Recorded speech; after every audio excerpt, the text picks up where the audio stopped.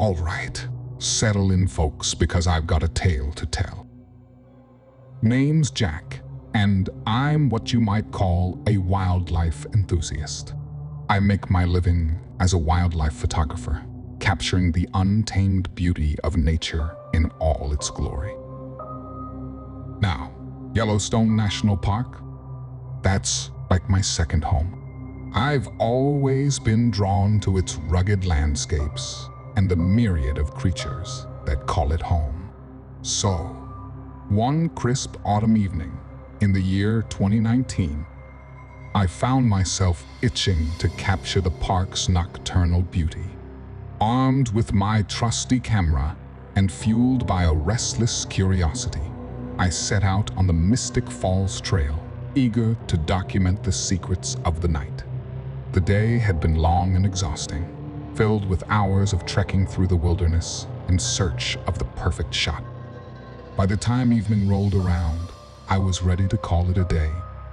But something inside me urged me to push on, to delve deeper into the mysteries of the forest under the cloak of night. I pitched my tent in a small clearing, the flickering flames of my campfire casting dancing shadows on the surrounding trees. I had just finished a simple meal of trail mix and jerky, washing it down with a swig of water from my canteen. As darkness fell and the forest came alive with the symphony of nocturnal sounds, I couldn't shake the feeling that I was being watched. The rustling of leaves, the distant howls of coyotes, it all seemed to take on a sinister edge, as if the very air itself was charged with an otherworldly energy. And then, suddenly, the forest fell silent. No rustling leaves, no distant howls, just an eerie stillness that sent a chill down my spine. That's when I heard it, a low, guttural growl echoing through the trees. My senses went on high alert as I turned to face the source of the sound.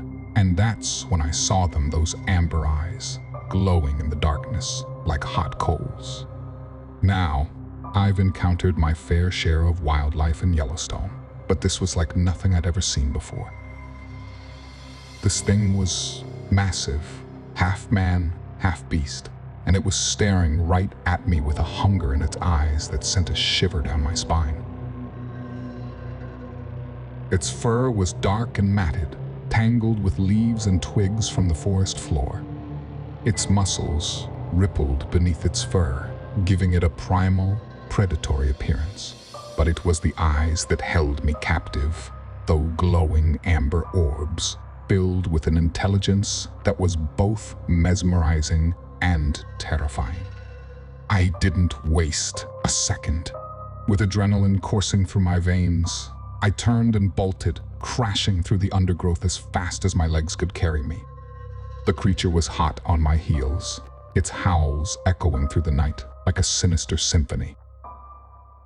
But I was determined to survive. I pushed myself harder, navigating the treacherous terrain with a single-minded focus on escape. And then, just when I thought all hope was lost, I saw it, the edge of a cliff looming ahead.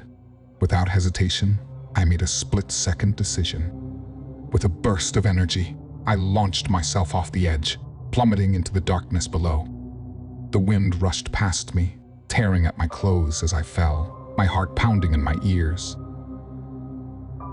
But by some miracle, I landed on a narrow ledge, battered but alive.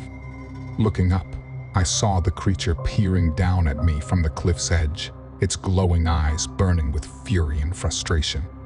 But thankfully, it didn't follow me down. As for getting back to my car, well, let's just say it was a trek I'll never forget. Bruised and shaken, I stumbled through the wilderness until I finally reached the safety of the trailhead. And as for my equipment, well, let's just say it's still out there somewhere. A silent witness to the night I came face to face with the unknown.